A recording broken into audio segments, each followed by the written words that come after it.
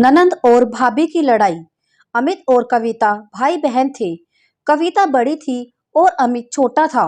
दोनों के माता पिता का स्वर्गवास हो चुका था। कविता एक ऑफिस में काम करती थी। उसका भाई अमित कॉलेज में पढ़ता था। एक दिन अमित ने कविता से कहा, दीदी मुझे कॉलेज की फीस देनी है, मुझे कुछ रुपये चाहिए। कविता ने कहा, अभी तो मेरे पास पैसे नहीं हैं, कल तक मैं तुझे पैसे दे दूंगी। कविता ऑफिस से एडवांस मांगकर अमित को पैसे देती है।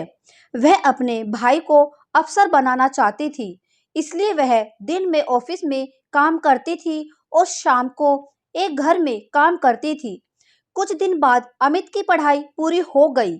एक दिन अमित ने घर आकर कविता को बताया, दीदी मुझे बहुत बड़ी कंपनी में मैनेजर की नौकरी मिल गई है, अब तुम काम करने नहीं जाओगी।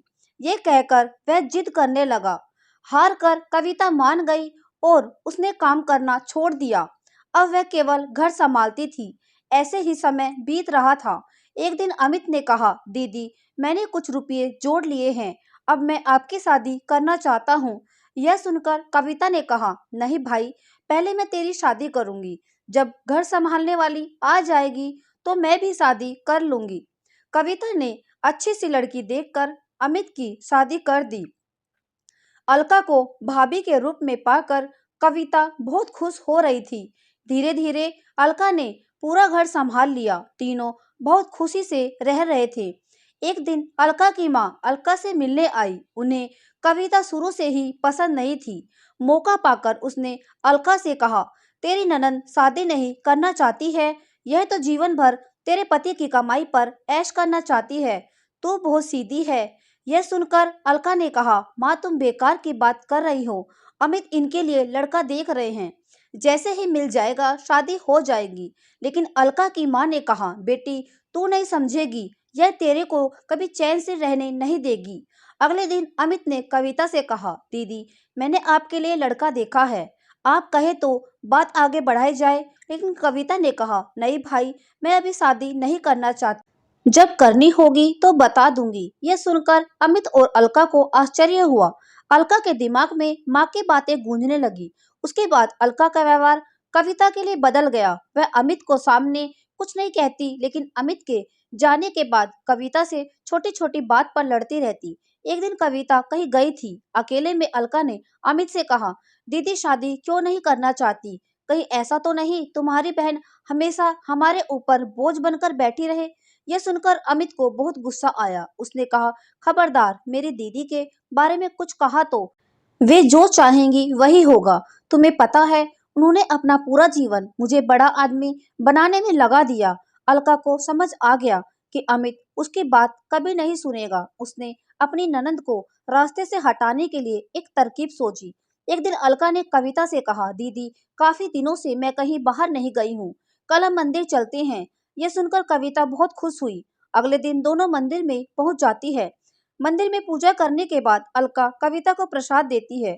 उसने प्रसाद में कुछ मिला रखा था। प्रसाद खाकर कविता बेहोश हो जाती है। अलका उसे छोड़कर घर वापस आ जाती है। उसे लगता है जहर मिले प्रसाद से कुछ देर में कविता मर जाएगी। कुछ देर बाद कविता को होश आता है, लेकिन वह अपनी पिछली जिंदगी भूल गई। वह मंदिर में बैठकर रोने लगती है। शाम को जब अमित घर वापस आकर अलका से कविता के बारे में पूछता है, तो अलका कहती है, दीदी तीर्थ यात्रा पर गई है, कुछ दिनों में वापस आ जाएगी। तब अमित कहता है, दीदी मुझे बगैर बताए अचानक कैसे चली गई। वह परेशान हो जाता है, लेकिन अलका उसे समझाकर शांत कर देती है।